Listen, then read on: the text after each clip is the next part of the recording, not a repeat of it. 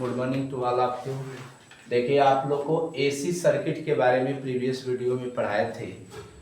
अब आपको पढ़ाने चलने प्रत्यावर्ती धारा परिपथ में वैद्युत शक्ति, किसी भी विद्युत उपकरण की एक कार्य करने की कुछ न कुछ क्षमता होती है, वही क्षमता ही उसकी क्या कहलाती है, वैद्युत शक्ति कहलाती है। अर्थात वैद्युत शक्ति को क्या डिफाइन करते हैं, तो वैद्युत परिपथ में वैद्युत ऊर्जा की विद्युत ऊर्जा की दर को हम क्या कहते हैं, वैद्युत शक्ति कहते हैं अथवा सामर्थ्य कहते हैं।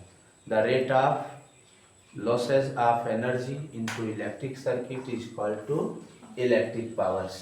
It is the product of electric voltage and electric currents. It is denoted by P. इसे किससे डिनोट करते हैं, पी से। आपको इसमें वैद्युत शक्ति जो होती है की गणना करना है। पहला नंबर, जब परिपथ में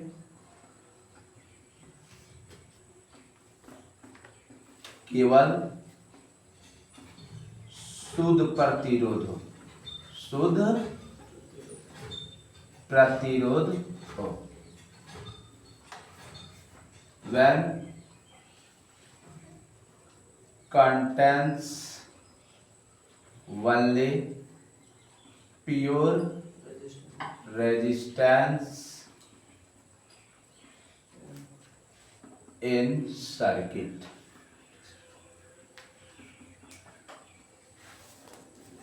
देखिए, जब परिपथ में केवल शुद्ध प्रतिरोध हो, अभी पढ़ाए हैं इस परिपथ में अगर धारा की बात किया जाए तो P बराबर क्या होता है, इसमें वैद्युत शक्ति ज्ञात करना हो तो P इक्वल टू आपने क्या पढ़ा, V इंटू आई। चूंकि V बराबर क्या होता है, V not sine omega T पढ़े हैं ना, और I इक्वल टू क्या पढ़े हैं, I not sine omega T. ठीक है ना, I not sine omega T. तो यहाँ पर कंडीशन क्या होती है, फॉर लिखेंगे आर सर्किट। यहाँ पर कंडीशन लिख लीजिएगा for R circuit, V equal to V not sine omega t और I equal to I not sine. तो ध्यान देना, जब परिपथ में केवल शुद्ध प्रतिरोध होता है तो वोल्टेज और करंट एक ही कला में होता है, सेम फेस में होते हैं, उसमें कला चेंज नहीं होता है। इसीलिए V बराबर V not sine omega T लिखे हैं और I बराबर I not sine omega T. ठीक है ना, तो P इक्वल टू क्या हो जाएगा, V के स्थान पर V not sine omega t लिखेंगे और I के स्थान पर I not sine omega t. चूंकि P ये V not into I not, sine में साइन से मल्टीप्लाई करोगे साइन स्क्वायर ओमेगा टी। जब एक कोई एसी सर्किट है इस तरह का, तो ये पूर्ण साइकिल में पूर्ण करंट जब कंप्लीट करता है तो आधे चक्र यहाँ से आता तो आधा चक्र हुआ और यहाँ से आता कंप्लीट चक्र हो गया। एक पूर्ण साइकिल के लिए जो था साइन स्क्वायर ओमेगा टी का मान कितना होता है, 1 होता है। फॉर लिख सकते हो, for one cycle, one cycle Hindi में एक चक्र के लिए, एक चक्र के लिए जो साइन स्क्वायर ओमेगा टी होगा उसकी वैल्यू होती है हाफ। कितनी होती है, साइन स्क्वायर ओमेगा टी की वैल्यू कितनी होती है, हाफ वैल्यू होता है। तो इसमें औसत शक्ति कितना होगा, ठीक है ना, सो लिख सकते हो एवरेज पावर, एवरेज पावर, औसत शक्ति। औसत शक्ति को हम P बार से डिनोट करते हैं, इससे बार P से। बार P इक्वल टू तब क्या लिखा जाएगा, कंप्लीट साइकिल के लिए हम लिख सकते हैं V not into I not और साइन स्क्वायर ओमेगा टी के स्थान पर क्या पुट करें, हाफ होगा। तो P नॉट यानी लिखोगे बार P इक्वल टू लिखोगे V नॉट, इसको 2 को under root 2 into under root 2 लिख सकते हैं, तो √2 यहाँ पर लिख दे रहा और आई नॉट अपॉन √2 में 2। तो √2 में √2 से मल्टीप्लाई करोगे तो 2 आ जाएगा। तो ये इतना बराबर आपने क्या पढ़ा formula v nought √2 equal to आपको पढ़ाए थे VRMS और I नॉट बटा √2 इक्वल टू IRMS। क्योंकि यहाँ पर लिख लेना VRMS इक्वल टू होता है v नॉट बटा √2 और IRMS इक्वल टू क्या होगा √2। तो सो यहाँ से क्या लिखा जा सकता है, यानी बार P इक्वल टू लिखोगे VRMS इनटू IRMS। यही औसत शक्ति इसमें 6 जब परिपथ में केवल शुद्ध प्रतिरोध हो। ठीक है ना। अब आपको पढ़ना है सेकंड कंडीशन इसमें, जब परिपथ में R भी हो और L भी हो, अर्थात शुद्ध प्रतिरोध भी हो और प्रेरकत्व भी हो। ठीक है ना। तो क्या कंडीशन है, जब परिपथ में L तथा R हो। L क्या है, प्रेरकत्व है और R क्या है, प्रतिरोध है। When contain L and R in circuit, जब परिपथ में L एंड R, ठीक है ना, तो दोनों हो, प्रेरक तो भी हो और इस तरह का कंडीशन आप देखोगे। एसी सर्किट है और यह इस परिपथ में क्या है, L भी है और क्या होता है, R भी है। तो एसी वोल्टेज है, ये L को डिनोट करता और ये R को डिनोट करता है। तो आपको पढ़ाए थे इसमें वोल्टेज का मान जो होता है VL का मान करंट के मान से 90 डिग्री पक्षगामी होता है। ठीक है ना। तो इस कंडीशन में फार देखोगे LR सर्किट, LR सर्किट के लिए आप क्या फार्मूला V इक्वल टू क्या लिखोगे, V not sine omega T तो पुट करेंगे। ठीक है ना। लेकिन I नॉट की जो वैल्यू I इक्वल टू क्या लिखा जाएगा, I not sine omega T, ठीक है ना, -5/2 होगा। ठीक है ना। क्या होगा, 5/2 होगा, या कह सकते हो ओमेगा टी और माइनस डायरेक्ट खाली 5 लिखो। ठीक है ना। एक कालांतर से तरह का होगा। तो इसके लिए शक्ति बराबर क्या लिखोगे, पावर इक्वल टू क्या होगा, इलेक्ट्रिक पावर इक्वल टू, बताओ, P equal to V into I होगा। अब V क्या स्थान पर, V not sine omega t और I के स्थान पर क्या लिखेंगे, I not sine omega t -5। देखिए मैथ में एक सूत्र आपने पढ़ा है साइन A माइनस बी का, मैथ में क्या फार्मूला पढ़े हो, साइन A माइनस बी का sine A into cos B minus cos A into sine B. इस पर यह सूत्र को एक्सपेंड करेंगे। तो P इक्वल टू लिखोगे V नॉट I नॉट को एक पास कर लो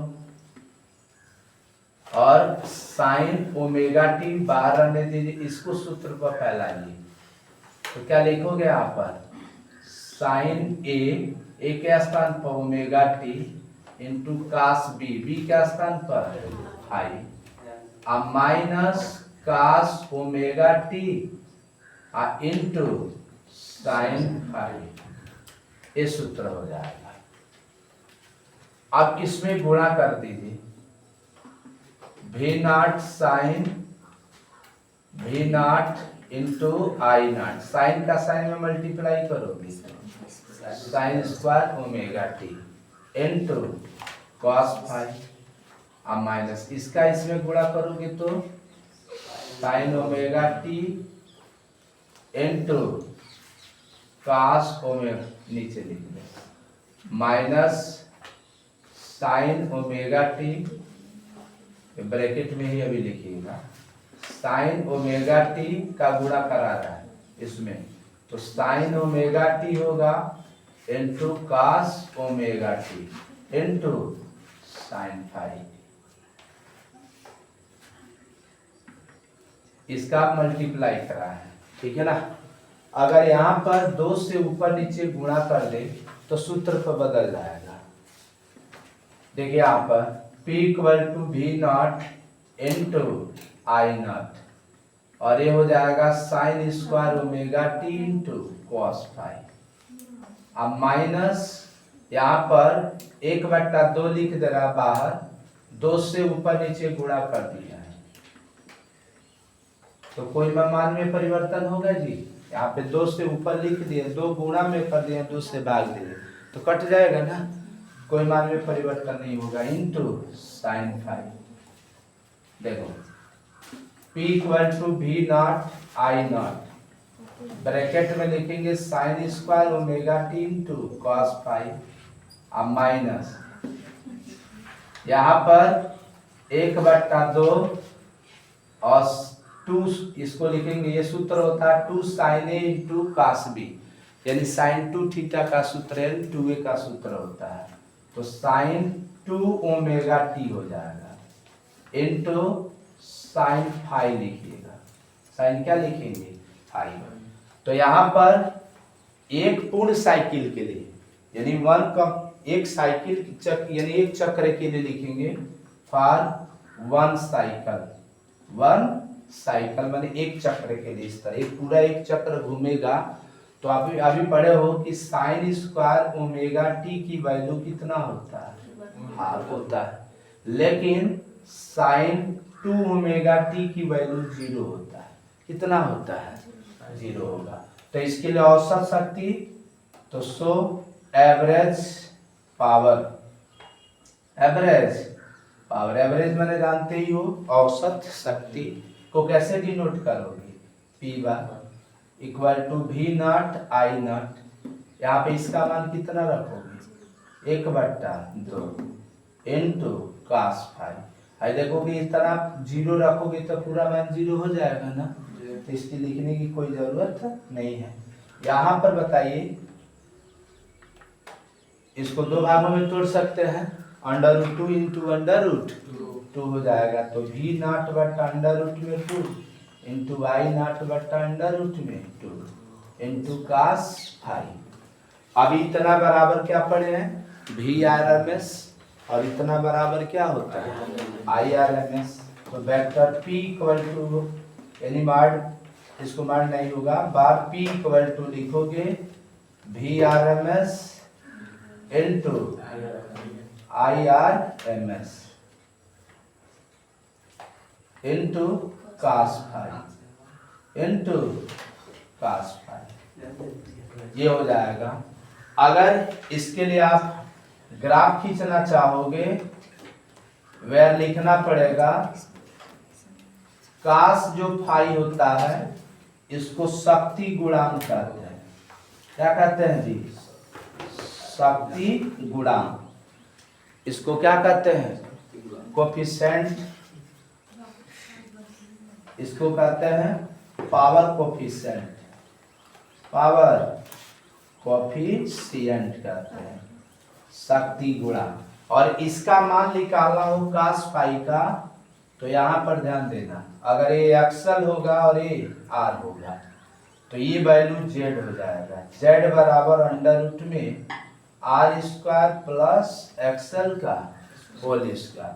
तो यहाँ से आप इसी के नीचे लिखिएगा कॉस फाई इक्वल टू हो जाएगा कॉस थीटा बराबर आधार बट्टा कोण होता है, ठीक है ना।